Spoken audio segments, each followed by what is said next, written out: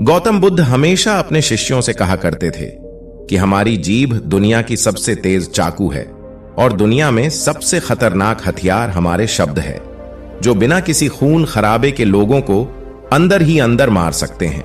हमारे शब्द हमारी ताकत है, लेकिन यह कमजोरी भी हो सकती है अगर हमें नहीं पता है कि हमें कब, कहां और कितना बोलना है।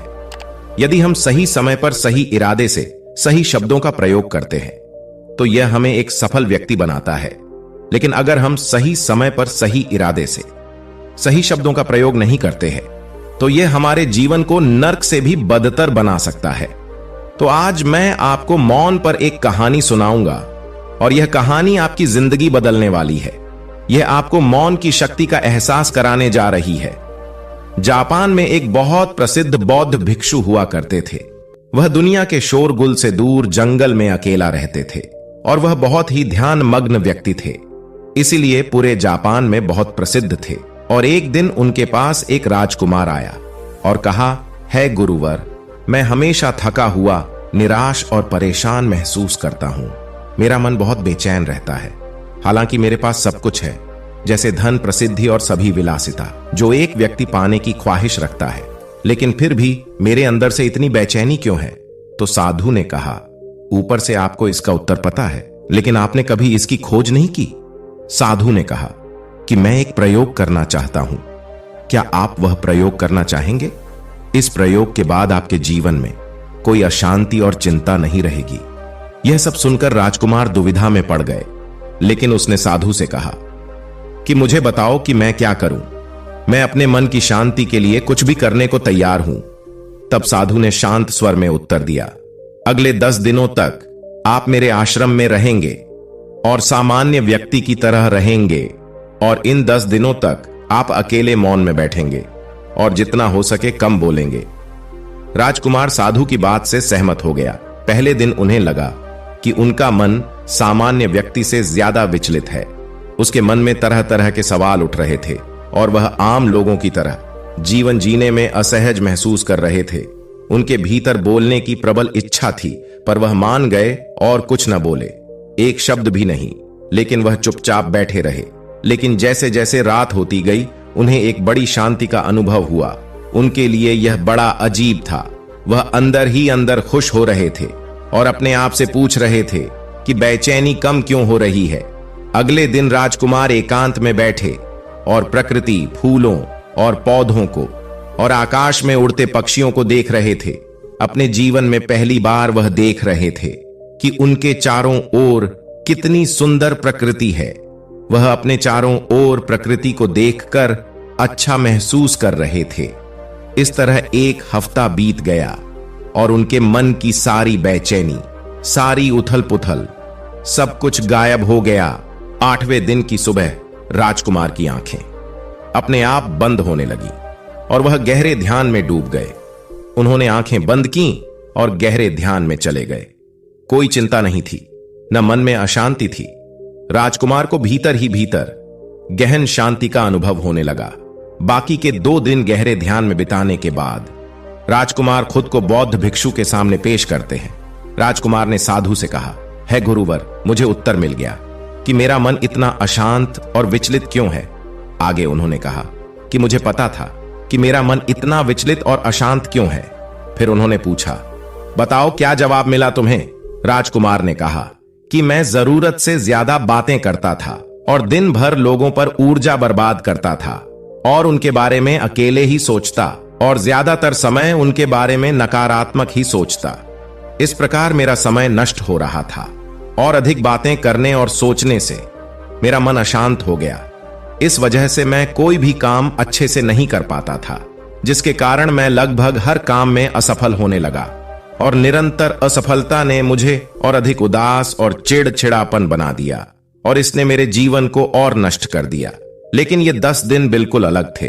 अब ऐसा लग रहा है कि अपनी जिंदगी को पूरी तरह से जी रहा हूं और इससे पहले मैं अपनी जिंदगी गलत तरीके से जी रहा था। मैंने यह भी सीखा कि हमें ध्यान करने की आवश्यकता नहीं है। ध्यान अपने आप हो जाता है जब हम अभी भी और चुप हैं। ध्यान में मैंने पहली बात यह सीखी कि किसी के जीवन में सबसे महत्वपूर्ण घटना स्वयं को जानना है। बौद्ध भिक्षु ने कहा कि आप ही नहीं, दुनिया में ज्यादातर लोग जरूरत से ज्यादा बोलते हैं। आज भी ज्यादातर लोग एक दूसरे को नीचा दिखाने के लिए ही बोलते हैं, और आज भी लोग ज्यादा बातें करते हैं और अपना जीवन बर्बाद कर रहे हैं। साधु ने राजकुमार को मौन रहने का महत्व समझाते हुए बुद्ध से जुड़ी एक कहानी सुनाई। एक बार गौतम बुद्ध के शिष्यों ने गौतम बुद्ध से प्रश्न किया कि है भगवान, आप अधिकांश समय मौन क्यों रहते हैं? तब बुद्ध ने कहा, मैं ध्यान की गहराई में मौन रहता हूं। मौन स्वयं को जानने की पहली सीढ़ी है। मौन के बिना तो स्वयं को जानना असंभव है। जितना जरूरी हो उतना ही बोले, और बिना बोले ही उनका काम न बोले, और जब बोलना बंद कर दे तब आप यह पाएंगे कि 90% बोलना हानिकारक होता है। नहीं बोलते तो अच्छा था। 90% मुश्किलें कम हो जाएंगी। अगर लोग थोड़ा सा चुप हो जाएंगे तो झगड़े कम हो जाएंगे, अशांति कम हो जाएंगी। वही जीवन का स्रोत है, वहीं से आनंद का जन्म होता है, वहीं से तुम मृत्यु में डूबोगे, वहीं तुम्हारा सूर्य उदय होगा, वहीं फिर अस्त होगा। तब जीवन का नया धन पाओगे, फिर नई शक्ति का जन्म होता है। थकान मिटती है, उदासी मिटती है, चिंता मिटती है। जैसे कोई नहाकर आता है तो शरीर शीतल हो जाता है, शांत हो जाता है। ठीक वैसे ही भीतर से कोई वापस आता है तो मौन में स्नान करके लौट आता है, तो पूरा व्यक्तित्व शांत हो जाता है और मन आनंदित हो जाता है। जब आप आंतरिक मोह की उस ऊंचाई पर पहुंच जाएंगे तो आप पाएंगे कि आपका मन बोलने से भी नहीं बटता। वह निरंतर तुम्हारे भीतर बैठ उसकी एक अंतर्धारा बनी रहती है। तुम बोलो लेकिन अपने को मत छोड़ो। आप शब्दों का प्रयोग भी करते हैं, लेकिन अपनी चुप्पी नहीं तोड़ सकते हो। एक बार गहरे सन्नाटे में, तब तुम्हारी वाणी में सुगंध होगी, फिर तुम्हारी वाणी में विशालता होगी, जो तुम्हारे बोलने का संगीत होगा। सब ठीक हो जाएगा। आप बोलेंगे तो दूसरे ठंडे पड़ जाएंगे। भीतर से मौन होते ही आप इतने शक्तिशाली होने लगेंगे कि समाज की पराधीनता छोड़ने लगते हैं, और आपकी जिंदगी में एक ऐसा मजा आता है जो सिर्फ दीवानों की जिंदगी में होता है। आपके चेहरे पर एक नई चमक आ जाती है, आपकी आंखें किसी और चमक से भर जाती हैं, और आप असीम शांति के सागर में डूबने लगेंगे। ऐसा कहकर उन्होंने अपनी बात समाप्त कर दी। राजकुमार ने साधु को धन्यवाद किया और अपने महल चले गए। दोस्तों, आपने भी अनुभव किया होगा कि ज्यादा बातें करने से मन शांत हो जाता है। हम अपने मन के साथ साथ अपने ध्यान पर भी नियंत्रण खो देते हैं। जो लोग बहुत अधिक बातें करते हैं, उनमें किसी एक कार्य पर ध्यान केंद्रित करने की क्षमता नहीं होती है, इसलिए वे अपने किसी भी लक्ष्य पर पूरी तरह से केंद्रित नहीं होते हैं। यदि हम जीवन की सच्चाई को नहीं समझ पाते हैं और न ही कभी मनचाही सफलता प्राप्त कर पाते हैं। इसके अलावा आपने देखा होगा, जो लोग अक्सर लोगों के बीच हंसी का पात्र बन जाते हैं, और जो कम होते हैं और अपनी बात पर टिके रहते हैं, सम्मान उन्हें मिलता है।